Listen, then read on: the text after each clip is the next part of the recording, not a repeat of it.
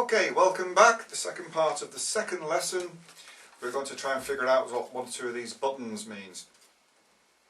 You'll notice that there are several rows. 1, 2, 3, 4, 5, 6 rows. And one of them, which is the second row in, is called the fundamental bass row. And you'll notice that round about the middle you'll have a button that's got a little indentation in it, and this is the C. Now on some of the bigger ones you might go C, G, D, A, you might have one there. This one has another little mark which is the E, and then you'll have your F, B flat, E. There's an E flat there. On the bigger accordions, the 120 bass, you'll have your A flat, which has got a little mark on it. That's to give you a little bit of a guide when you're having to jump up and down the bass keyboard. Now, the rows, this is the fundamental row, as I said. It's a single bass row. So when you play the button, you come out with one deep bass. Have a go with me. And that's it. Have we got the right note? The one with the little indentation in it? C. Now you'll notice the one that's closest to the bellows is another single note bass row. Just one single bass note, a nice deep one. And going off the diagonal line here, that is called the counter bass row, and that is a third up. So the third degree of the major scale, which we've learnt on the treble side, is C is the first, D is the second degree, and E is the third. So if that's a C, then that is an E.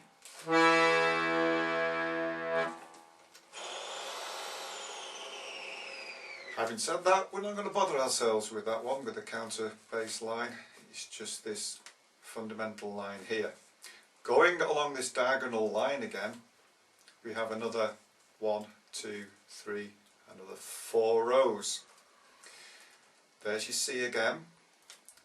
Now the next button along the diagonal line here is the C major chord, and you'll notice when you press one button there are actually 3 notes playing. Have a listen. 3 reeds playing at the same time. That's your C major chord. The 3 notes that are playing are C, E and G. Now where have you heard of that before? On the treble side, the arpeggio. C, E, G, and then we played the 8th note at the top, the C. So the arpeggio are the notes of the major chord in any particular key. This one we're playing the C, so that is the C major chord, consisting again of the C, the E and the G. Now your next row in that diagonal line is the C minor chord. Hear how that one sounds very sad. You've got the major, happy, and we have the minor, sad, because that brings in the flattened third. In this case it's the E flat instead of the E. Your next row is the dominant 7th, the 7th, commonly known as the 7th chord. See how that differs from the major?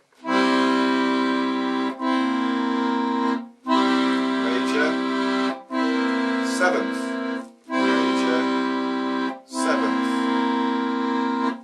And the final row here is your diminished row. Very strange sounding chord. So we have, forgetting about the counter bass for now, we have the fundamental line with a single bass note, C. Next one is your major chord, minor chord, 7th chord, and your diminished chord. Now happily, in these beginners lessons, we're not going to be touching the inside row, the counter bass, or the outside row here, the diminished. And a little bit later on in the lessons we will be touching the minors and the sevenths.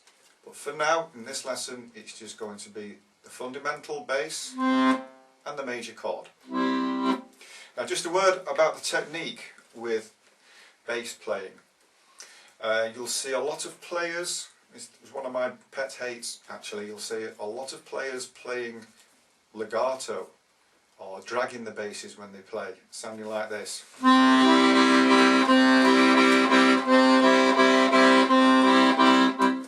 Sounds very muddy, sounds very loud, dragging, and it does tend to drown out whatever you're trying to do on the treble side.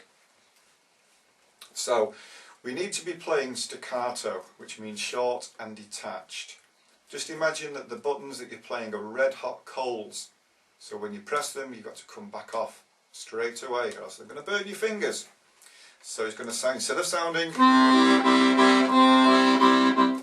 it's going to sound like this.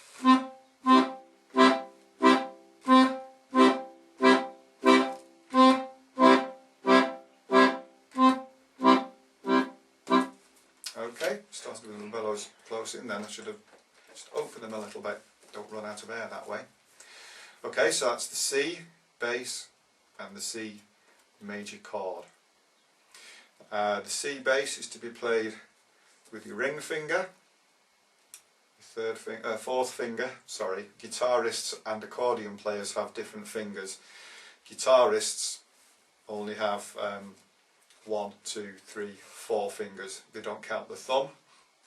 1, 2, 3, 4. Accordion players have 1, 2, 3, 4, 5, even though again you don't use your thumb. Very confusing for us guitar and accordion teachers, so forgive me if I keep making a mistake on that. So you're going to be playing with your 1, 2, 3, 4th finger, your ring finger, on the C single note on the fundamental row. Then we're going to be using our middle finger on the chord.